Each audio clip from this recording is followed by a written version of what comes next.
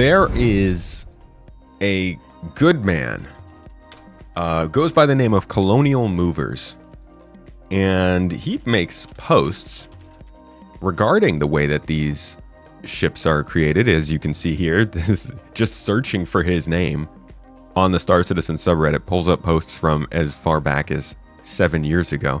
But he's been making these regular posts here to kind of show off like how the ship backlog has been going, how they've been developing ships. And I generally touch in on this every quarter, as long as he's making them.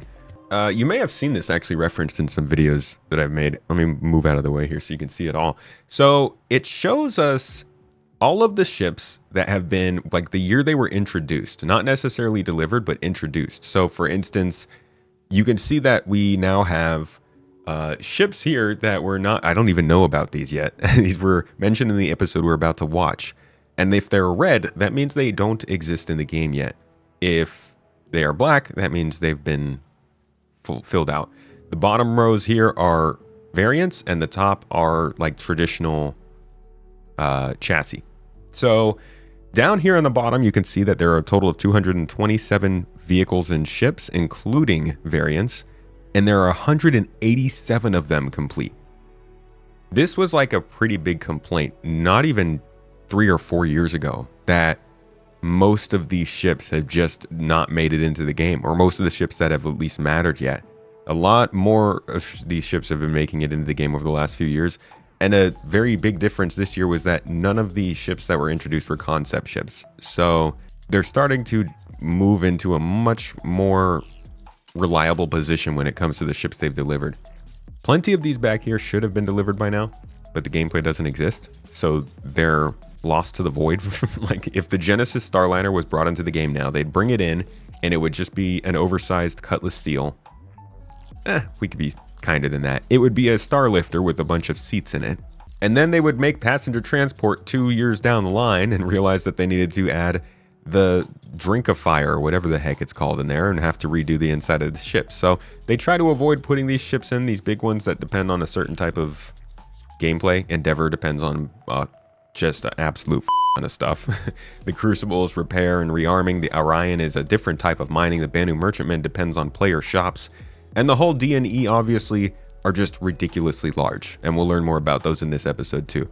The Kraken is actually in development, but needs landing pads and ways for other ships to land on it securely. The Vulcan, repair and rearm. Pioneer, base building. Nautilus, mine laying. The Ranger just needs good two-wheeled physics, and we don't have good ground physics. The G12 is honestly kind of a waste. I think it should have been released by now, but it's not. Liberator also needs the same thing as the Kraken. The Odyssey needs more exploration, quote unquote, long range scanning and stuff like that. The Raylan is in development. The Expanse needs refueling. The Galaxy is coming next year. Legionnaire needs hacking and docking to work better. You get the idea. Like, these all have reasons for not being in the game. Most of the stuff that is in the game. But Colonial Movers releases these pages, and it just kind of shows how they're doing on delivering on these things, and it looks a lot better than it did just a couple years ago. They've started to get a lot more of these ships delivered that people were like, when the heck are you going to even work on these? And I think that's good for them. But 27 ships in 1 year obviously is like, they don't even really introduce 27 ships in most years in terms of an idea. The fact that they introduced and delivered, I mean, they didn't introduce all of them in this year, but they introduced a lot of them this year, and they delivered. It's kind of crazy.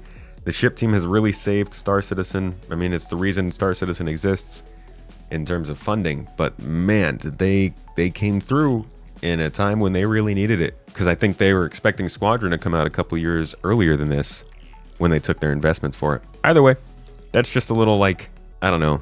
27 ships on its own is an impressive number, but the way that they've scaled up and gotten better at delivering on their actual in-game assets is a detail that will always be missed when this conversation goes outside the Star Citizen community. Like, they're making some solid progress on hitting certain milestones.